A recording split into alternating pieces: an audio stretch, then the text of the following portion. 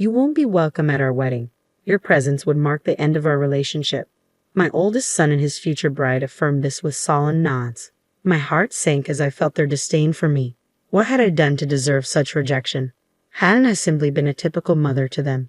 What was wrong with me? Why did they despise me so deeply? Their rejection felt like a wound I couldn't fathom. I couldn't comprehend their animosity towards me. They must truly loathe me to bar me from their special day. But I couldn't pinpoint any wrongdoing on my part. And my husband, too, faced their scorn. I couldn't bring myself to forgive my son. How could he treat me with such disrespect after all I had done for him? I refused to believe he could disregard his mother so callously. I needed to make him understand that his behavior was unacceptable. There would be consequences for disrespecting his mother. My name is Mary, a 55-year-old housewife, and I'm the mother of 2 sons. David, our eldest, now holds a prestigious position in a Tokyo-based company, while Tom, our second son, prefers the quiet life, working diligently at a local manufacturing firm. Once close, the bond between the brothers has frayed over time, with David developing a distaste for Tom. He subjected Tom to public humiliation and bullying, even after my reprimands failed to curb his behavior. Recently, David announced his impending marriage to a colleague from his workplace. She expressed a desire to meet us, prompting me to arrange a dinner. I welcomed this opportunity, seeing it as a chance to bid David farewell. David's aversion to Tom was evident, and Tom himself remarked, "It's probably for the best." The day we had agreed to meet arrived. A reservation had been made in a secluded corner of an upscale restaurant. The unfamiliar surroundings left me a bit flustered, but upon entering, I found David and a robust-looking woman already seated. "Hey, Mom and Dad, you're running late," David quipped. "Apologies, we got a bit turned around. This place is new to us," I replied. "Try not to make a scene," David retorted, though his words stung. I brushed him off, accustomed to David's demeanor. As we settled into our seats, we enjoyed a sumptuous meal while listening to their conversation. David spoke glowingly of his fiancée, praising her attentiveness to his every word and her forward-thinking approach to their future. He painted her as a paragon of perfection, unlike us, his parents. His adoration for her was palpable, though she urged him to tone it down. It seemed David couldn't help but extol her virtues and his own accomplishments whenever he spoke. When I inquired about their meeting, David dismissed it, asserting, "You should see how amazing she is," sidestepping any mundane details. It felt as though he was overcompensating, striving to impress us with her virtues, making me distinctly uneasy. My husband shared my discomfort, and I silently thanked Providence for Tom's absence from the gathering. "I'll say this again and again, she's nothing like you guys. Please don't mistreat her once we're married. Show her some respect," David implored. "I don't need reminding. I wouldn't dream of it," I assured him. "We'll see. You've always favored Tom over me. With that history, I can't be sure you won't do anything to her," David countered. His accusation hit me hard. While we had been preoccupied with David's relentless bullying of Tom, David felt sidelined and unloved.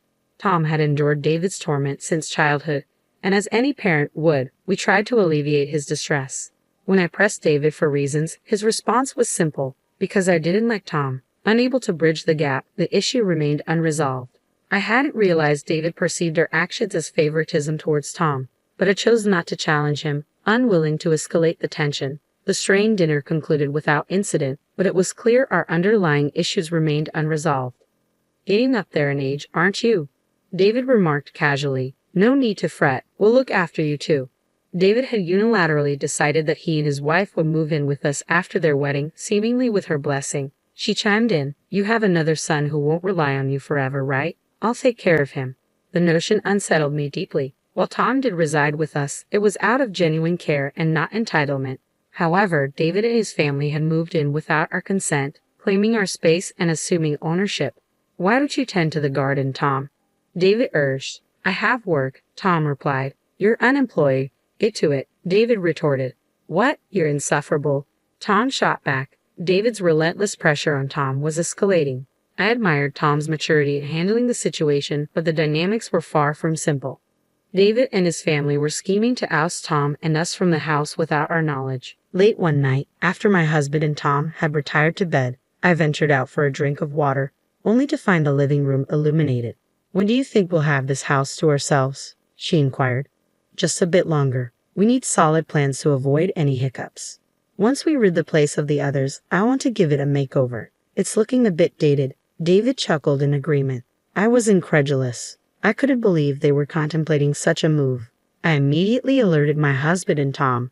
Delaying action could spell disaster. As we deliberated our next move, Tom stepped forward with a strategy. Mom, I'll handle this. I've got a plan, he assured us. Though Tom's words provided some comfort, his plan called for patience above all else. Yet if Tom's method proved successful, David and his fiancée would be out for good. With that in mind, my husband and I agreed to trust Tom's strategy. Despite the various ongoing issues, life carried on, and David and his fiancée set their wedding date. They opted for a luxurious venue nearby, which surprised us as we had initially thought a countryside setting would suffice. It's a bit steep, but with our earnings, we can manage, David remarked with a smirk that irked me, though I held my tongue.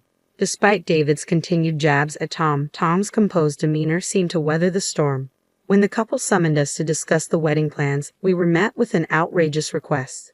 Please refrain from attending our wedding. It would jeopardize our relationship, they declared. I was dumbfounded by their words, but managed to compose myself enough to ask David, "Are you sure? Why the sudden change?" "I'm afraid of you both. I don't want you there," David insisted, feeding tears in response to my inquiry. "I'm warning you, our relationship will be over if you show up. Isn't that what you want anyway? Am I not your terrible son?" David pointed accusingly at Tom, leaving Tom speechless. My patience wore thin upon hearing his words. "That's enough, David. You've been tormenting Tom for far too long. Why are you behaving like this? Your siblings stop treating him so poorly," I interjected, addressing David's bullying. David and his wife turned their gaze towards me as I spoke. "You have no right to criticize me. You've been fooled by Tom's charades and coddled him. You've always favored him," David retorted. "Because you mistreat your younger brother," I countered. "Isn't that just an excuse? You couldn't resist Tom's charm because he's so adorable." "That's not fair," David snapped back. Despite my reassurances that I didn't favor Tom, David refused to listen. Why couldn't he see that his own actions led to this situation? Why wouldn't he even consider it? David is my son, and despite his behavior, I felt a maternal obligation towards him, but that sentiment was fading fast. At that moment, I made the difficult choice to disengage from my son. "Fine then, I will be attending the wedding," I declared, washing my hands of the matter. Tom and my husband exchanged wide-eyed glances, while David and his companion seemed content with my decision. "Are you sure about this? You'll regret it," I cautioned. "No, we won't regret it. The best weddings are those free from distractions," David confidently replied. Their cheers contrasted with the heaviness in our hearts. There was no point attending a wedding where we weren't welcome. Eventually, our family reached the decision to abstain from the ceremony. Without an invitation, we wouldn't have been able to enter anyway. David appeared content throughout, but little did they know the repercussions of their decision. It was almost comical to consider the strategy Tom had devised. The newlyweds managed to navigate the wedding without any hitches, but they continued to reside in our home.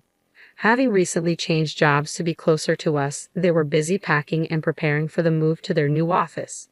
Upon returning home from their first day at the new office, they frantically called for Tom. "Tom, what's happening?" they queried anxiously. When I inquired about the commotion, they relayed the events of the day in brief.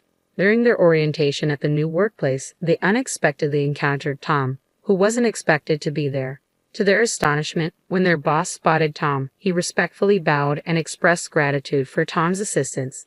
The couple, previously under the impression that Tom was merely a factory worker, were taken aback by these revelations.